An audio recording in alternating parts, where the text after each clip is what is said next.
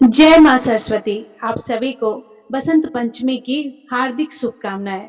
प्रिय श्रोताओं, क्या आप जानते हैं कि बसंत पंचमी क्यों मनाई जाती है? क्यों इस दिन माँ सरस्वती की पूजा होती है? सृष्टि के आरंभ में जब अंधकार ही अंधकार था, जब मौन ही मौन था, जब कोई शब्द नहीं था, कोई स्वर नहीं था, कोई ज्ञान नहीं था, तब भगवान ब्रह्मा ने इस संसार की रचना की थी। लेकिन क्या आप जानते हैं कि उस समय यह संसार कितना निर्जीव, कितना नीरस और कितना उदास था? आज मैं आपको वह कहानी सुनाने जा रही हूँ जो शायद आपने पहले कभी इस तरह नहीं सुना था। यह कहानी है माँ सरस्वती के अवतरण की। यह कहानी है बसंत पंचमी की महत्व की। यह कहानी उस दिन की है जब इस धरती पर पहली बार ज्ञान का प्रकाश फैला था। आज की यह कथा अत्यंत ज्ञानवर्धक और प्रेरणादायक है। कथा शुरू करने से पहले आपसे एक विनम्र निवेदन है कि शास्त्रों में कहा गया है कि अधूरी छोड़ी गई कथा दुख और पाप का कारण बनती है। इसलिए इसे अंत तक अवश्य सुनिएगा। तो आइए बिना किसी विलंब के आरंभ करते हैं आज की प्रेरणादायक कथा। जब ब्रह्मा जी ने सृष्टि की रचना की तो उन्होंने सोचा था कि वे एक अद्भुत संसार बनाएंगे। उन्होंने पर्वत बनाए, नदियां बनाई, वृक्ष बनाए, पशु पक्षी बनाए और अंत में मनुष्य की रचना की। लेकिन जब उन्होंने अपनी रचना को देखा तो उनका हृदय भारी हो गया। क्यों? क्योंकि उनकी रचना में कुछ कमी थी, कुछ ऐसा जो इस सृष्टि को पूर्ण नहीं बना पा रहा था। पर्वत थे लेकिन उनकी गूंज नहीं थी, नदियां थी लेकिन उनका कलकल स्वर नहीं था, पक्षी थे लेकिन उनकी चहचहाहट नहीं थी, मनुष्य थे लेकिन वे मूक थे, गूंगे थे, एक दूसरे से बात नहीं कर सकते थे, कोई भाषा नहीं थी, कोई संगीत नहीं था, कोई कला नहीं था और कोई ज्ञान नहीं था। सब कुछ था लेकिन सब कुछ नीरस था, बेजान था। ब्रह्मा जी ने देखा कि मनुष्य भटक रहे हैं। वे अपने मन की बात दूसरों तक नहीं पहुंचा सकते, वे अपनी भावनाओं को व्यक्त नहीं कर सकते। माता अपने बच्चों को प्यार करना चाहती है लेकिन कह नहीं सकती। पिता अपने पुत्र को आशीर्वाद देना चाहता है लेकिन शब्द नहीं है। प्रेमी अपनी प्रेमिका से प्रेम प्रकट करना चाहता है लेकिन भाषा नहीं है। गुरु अपने शिष्य को ज्ञान देना चाहता है लेकिन माध्यम नहीं है। ब्रह्मा जी का हृदय पीड़ा से भर गया। उन्होंने सोचा कि मैंने क्या किया? मैंने तो एक अधूरी सृष्टि बना दी है। यह संसार तो एक कारागार बन गया है जहाँ सब कुछ होते हुए भी कुछ नहीं है। उन्हें अपनी रचना पर ग्लानि होने लगी। वे व्याकुल हो गए, उनकी आंखों में आंसू आ गए। एक पिता की तरह जिसका बच्चा बोल नहीं सकता, वैसे ही ब्रह्मा जी का हृदय दुखी हो गया। ब्रह्मा जी अपनी पीड़ा को अधिक समय नहीं रख सकते और उन्होंने निर्णय लिया कि वे भगवान विष्णु के पास जाएंगे और उनसे इस समस्या का समाधान मांगेंगे। ब्रह्मा जी शिव सागर की ओर चल पड़े, जहां भगवान विष्णु शेष नाग की सैया पर विराजमान थे और माता लक्ष्मी उनके चरणों की सेवा कर रही थी। जब ब्रह्मा जी वहां पहुंचे तो उनका चेहरा उतरा हुआ था, उनकी आंखें नम थी। भगवान विष्णु ने तुरंत समझ लिया कि कुछ गंभीर समस्या है। उन्होंने पूछा, ब्रह्मदेव, आप इतने व्याकुल क्यों हो? क्या हुआ? ब्रह्मा जी ने अपनी व्यथा सुनाई। उन्होंने कहा, प्रभु, मैंने सृष्टि की रचना की लेकिन यह सृष्टि अधूरी है। इसमें प्राण तो है लेकिन स्वर नहीं है। यहाँ जीवन तो है लेकिन संगीत नहीं है। यहाँ मनुष्य तो है लेकिन भाषा नहीं है। मुझसे बहुत बड़ी भूल हो गई है। मैं अपनी रचना को पूर्ण नहीं बना सका। मुझे बताइए मैं क्या करूं? भगवान विष्णु ने मुस्कुराते हुए कहा, ब्रह्मदेव, यह कोई भूल नहीं है, यह तो एक अवसर है। आप एक महान शक्ति का आह्वान करें, एक ऐसी शक्ति जो इस संसार को वाणी दे सके, संगीत दे सके, कला दे सके, ज्ञान दे सके। आप अपने कमंडल से जल ले और उसे धरती पर छिड़के। उस जल से एक देवी का आविर्भाव होगा जो आपकी इस समस्या का समाधान करेंगी। ब्रह्मा जी को आशा की किरण दिखाई दी। उन्होंने कहा, लेकिन प्रभु, यह देवी कौन होंगी? उनका नाम क्या होगा? भगवान विष्णु ने कहा, वे वाग देवी होंगी, वाणी की अधिष्ठात्री देवी। वे ज्ञान की देवी होंगी, कला की देवी होंगी, संगीत की देवी होंगी। उनके हाथों में वीणा होगी जो संगीत देगी, उनके मुख से शब्द निकलेंगे जो भाषा देंगे, उनकी कृपा से ज्ञान का प्रकाश फैलेगा। उन्हें सरस्वती कहा जाएगा क्योंकि वे सरल अर्थात रसमय होंगी और वती अर्थात धारण करने वाली होंगी। ब्रह्मा जी ने भगवान विष्णु के निर्देशानुसार अपने कमंडल से जल लिया, लेकिन वे सोच में पड़ गए कि इस जल को कहाँ छिड़के, कौन सा स्थान इतना पवित्र होगा जहाँ ज्ञान की देवी का अवतरण हो सके, कौन सा समय इतना शुभ होगा। तभी उन्होंने देखा कि प्रकृति में एक परिवर्तन आ रहा है। सर्दी की कड़ाके की ठंड धीरे धीरे कम हो रही थी, पेड़ों पर नए पत्ते आने लगे थे, फूल खिलने लगे थे, हवा में एक मधुर संगीत फैल रही थी, सारा वातावरण प्रसन्न लग रहा था। यह बसंत ऋतु का आगमन था। ब्रह्मा जी ने सोचा यही सही समय है जब प्रकृति स्वयं नया जीवन ले रही है, जब चारों ओर उल्लास है, जब सब कुछ नया हो रहा है, तब ज्ञान की देवी का अवतरण होना चाहिए। और वह दिन था माघ महीने के शुक्ल पक्ष की पंचमी। ब्रह्मा जी ने अपने कमंडल का जल धरती पर छिड़का और तभी एक अद्भुत चमत्कार हुआ। उस जल से एक दिव्य प्रकाश निकला। वो प्रकाश इतना तेजस्वी था कि देवता भी अपनी आंखें बंद कर ली। धीरे धीरे वह प्रकाश एक रूप लेने लगा और उस प्रकाश से एक अत्यंत सुंदर दिव्य तेजस्वी देवी का आविर्भाव हुआ। वे श्वेत वस्त्र धारण किए हुए थे और जो ज्ञान की शुद्धता का प्रतीक था। उनकी 4 भुजाएं थी, एक हाथ में वीणा थी जो संगीत और कला की प्रतीक थी, दूसरे हाथ में पुस्तक थी जो ज्ञान का प्रतीक थी, तीसरे हाथ में माला थी जो ध्यान और एकाग्रता का प्रतीक थी और चौथे हाथ में कमल था जो पवित्रता का प्रतीक था। उनके साथ एक हंस था जो विवेक का प्रतीक था, जो दूध और पानी में भेद कर सकता था, सार और असार में फर्क कर सकता था। देवी का मुख मंडल इतना दिव्य था कि उसे देखकर सभी देवता मंत्रमुग्ध हो गए।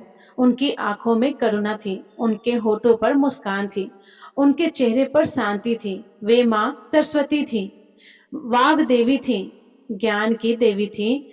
माँ सरस्वती ने जैसे ही अपने हाथों में वीणा उठाई और उसके तार छेड़े, एक मधुर स्वर निकला। यह संसार का पहला संगीत था, पहला स्वर था। सारी सृष्टि स्तंभ रह गई। पर्वतों ने पहली बार उस स्वर की गूंज सुनी, नदियों ने पहली बार कलकल करना सीखा, पक्षियों ने पहली बार चहचहाना सीखा, हवा ने पहली बार सरसराना सीखा। और तब माँ सरस्वती ने अपने मुख से पहला शब्द बोला, ओम। यह ब्रह्मांड का पहला शब्द था, सबसे पवित्र शब्द था। इस एक शब्द में ही पूरा ब्रह्मांड समाया हुआ था। इस एक शब्द से ही सभी वेदों का जन्म हुआ था। मनुष्यों ने पहली बार अपने मुख से आवाज निकाली। पहले तो आवाजें आई, फिर धीरे धीरे शब्द बनने लगे।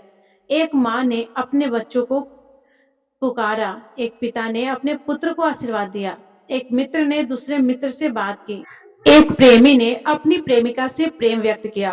कितना सुंदर था वो क्षण, कितना पवित्र था वो पल।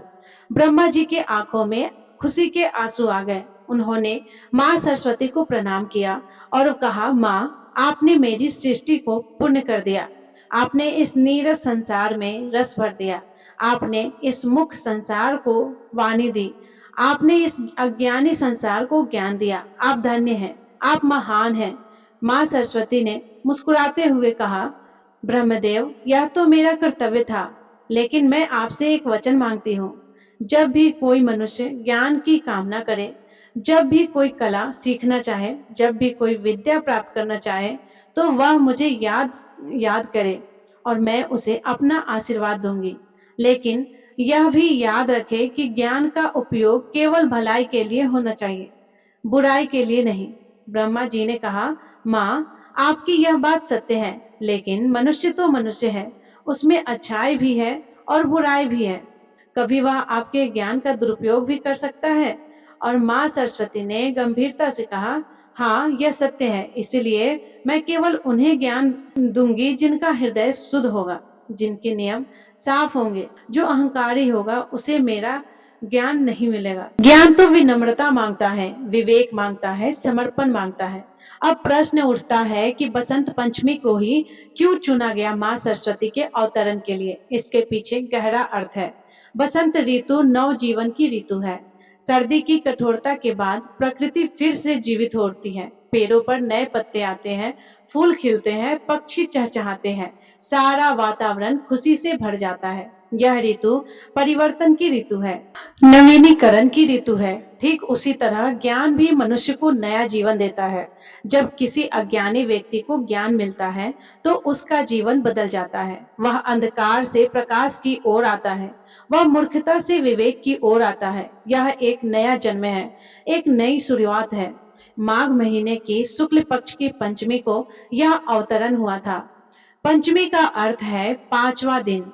पांच हमारे पांच तत्वों का प्रतीक है, पृथ्वी, जल, अग्नि, वायु और आकाश। यह पांचों तत्व मिलकर एक सृष्टि की रचना करते हैं और माँ सरस्वती ने इन पांचों तत्वों में प्राण फूंक दिया, उन्हें स्वर दिया, उन्हें ज्ञान दिया। माँ सरस्वती के अवतरण के बाद युग बीत गए। उनकी कृपा से अनेक विद्वान हुए, अनेक कवि हुए, अनेक संगीतकार हुए। लेकिन एक बार ऐसा भी हुआ जब किसी ने माँ सरस्वती के ज्ञान का घोर दुरुपयोग किया था।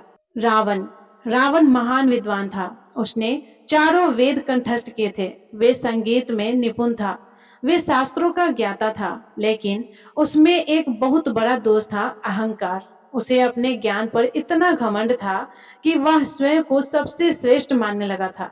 वह देवताओं को भी तुच्छ समझने लगा था। एक बार रावण ने सोचा कि वह माँ सरस्वती को भी अपने बस में कर लेगा। उसने कठोर तपस्या की, वर्षों तक तपस्या की। माँ सरस्वती प्रसन्न हुई और उसके सामने प्रकट हुई। लेकिन जब उन्होंने रावण के मन में झांका तो उन्हें उसका अहंकार दिखाई दिया। माँ सरस्वती ने कहा, रावण, तुम महान विद्वान हो, यह सत्य है, लेकिन तुम्हारे भीतर अहंकार भी है। तुम अपने ज्ञान का दुरुपयोग कर रहे हो। तुमने अपनी विद्या से संसार का कल्याण नहीं किया, बल्कि अधर्म का मार्ग अपनाया। रावण ने अहंकार से भरकर कहा, माँ, मैं तो केवल अपना अधिकार मांग रहा हूँ। मैं इतना विद्वान हूँ, इतना ज्ञानी हूँ, फिर क्यों मुझे वह सम्मान नहीं मिलता जो मुझे मिलना चाहिए? क्यों देवता मुझसे ईर्ष्या करते हैं? माँ सरस्वती ने दुख से कहा, रावण, ज्ञान तो तुम्हारे पास है, लेकिन विवेक नहीं है। तुम्हारे पास विद्या है, लेकिन विनम्रता नहीं है। ज्ञान बिना विनम्रता के अभिशाप बन जाता है। याद रखो, जितना बड़ा ज्ञान होगा उतनी ही बड़ी विनम्रता होनी चाहिए। जब कोई पेड़ फलों से लग जाता है तो वह झुक जाता है, लेकिन जो पेड़ खाली होता है वह अकड़ कर खड़ा रहता है। तुम खाली पेड़ हो, रावण दिखावे में भरे हुए लेकिन असल में खोखले। रावण को यह बात बहुत बुरी लगी। उसका अहंकार और बढ़ गया। उसने कहा, माँ, आप भी देवताओं के पक्ष में हैं। ठीक है, मैं अपने ज्ञान से स्वयं सिद्ध करूंगा कि मैं सबसे श्रेष्ठ हूँ। माँ सरस्वती ने करुणा से कहा, रावण, यह तुम्हारा अंतिम मौका है। अपना अहंकार त्याग दो, नहीं तो तुम्हारा पतन निश्चित है। ज्ञान तुम्हें ऊपर उठा सकता है, लेकिन अहंकार तुम्हें गिरा देगा। लेकिन रावण नहीं माना। उसने माँ सरस्वती का यह आशीर्वाद अस्वीकार कर दिया और हम सब जानते हैं कि रावण का क्या अंत हुआ था। उसका घमंड उसके विनाश का कारण बना। माँ सरस्वती का दिया हुआ ज्ञान भी उसे नहीं बचा सका, क्योंकि उसमें विनम्रता नहीं थी। कहते हैं कि बसंत पंचमी के दिन ही कृष्ण और राधा की पहली मुलाकात हुई थी। वृंदावन में बसंत का मौसम था। चारों ओर फूल खिले हुए थे, हवा में मधुर गंध फैली हुई थी। कृष्ण अपनी बांसुरी बजा रहे थे। राधा ने जब पहली बार वो बांसुरी की धुन सुनी तो वे मंत्र मुग्ध हो गई। उन्होंने पहले कभी ऐसा संगीत नहीं सुना था। वो संगीत उनके हृदय को छू गया। वे उस संगीत की ओर खींची चली गई। जब राधा और कृष्ण की नजरें मिली तो मानो समय रुक गया। वो प्रेम था जो शब्दों से परे था, वो प्रेम था जो अनंत था। और यह सब हुआ बसंत पंचमी के दिन। इसीलिए बसंत पंचमी को प्रेम का त्योहार भी माना जाता है। कुछ जगहों पर मान्यता है कि इसी दिन कामदेव का जन्म हुआ था। कामदेव प्रेम के देवता है, इसीलिए बसंत पंचमी को मदन पंचमी भी कहा जाता है। इस दिन को बहुत पवित्र माना जाता है। माँ सरस्वती की भव्य प्रतिमा बनाई जाती है। विद्यालयों और घरों में पूजा होती है। बच्चों को नए कपड़े पहनाए जाते हैं। यह दिन शिक्षा का दिन है, संस्कृति का दिन है। माँ सरस्वती के प्रत्येक प्रतीक का गहरा अर्थ है। श्वेत वस्त्र, श्वेत रंग शुद्धता का प्रतीक। यह दर्शाता है कि ज्ञान शुद्ध होना चाहिए।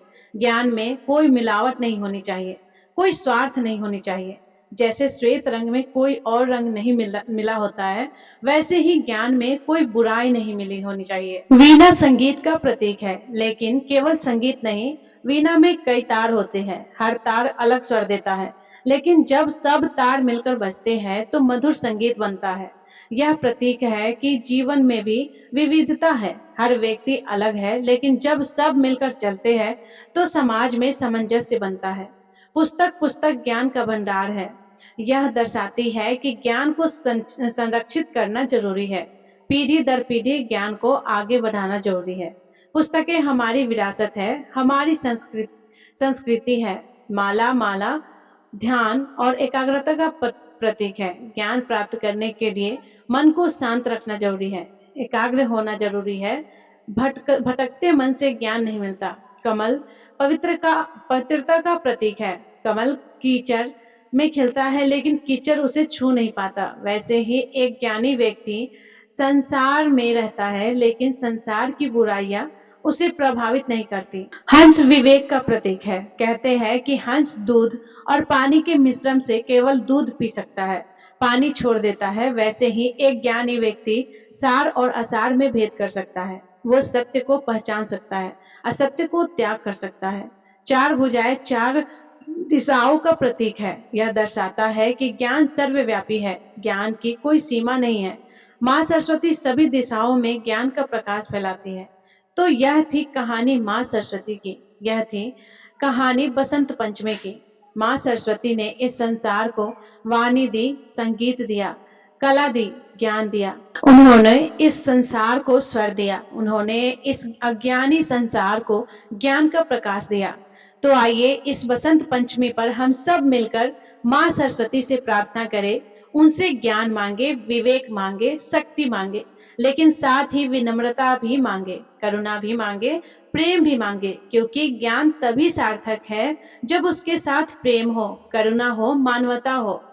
तो प्रिय श्रोताओ, यह थी सरस्वती पूजा की कहानी।